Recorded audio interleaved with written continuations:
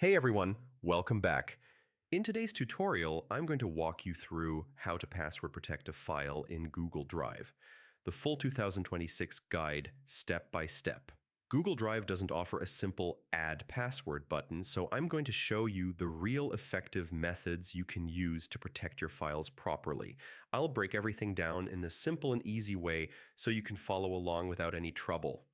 All right, let's jump straight into it. Before we start, it's important to know that Google Drive does not include a built-in password feature for individual files or folders. Instead, Drive relies on permissions and access control. So if you want real password-style protection, you'll need to use a workaround, and that's exactly what I'm going to show you in this guide.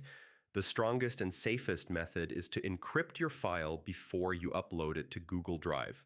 On your computer, find the file you want to protect, then right-click it and select your encryption tool.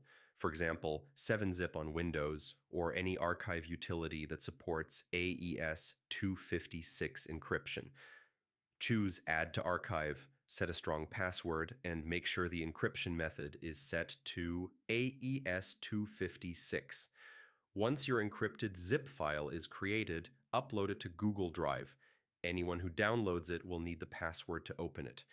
This method gives you the highest level of security because even if someone gains access to your drive, the file is still locked. If you want something simpler, you can use Google's built-in sharing controls. In Google Drive, right-click your file and choose Share. Switch the access setting to Restricted so only people you specifically add can open it. Then enter the email addresses of the people who should have access. You can make them a viewer, commenter, or editor. And for added security, click the settings gear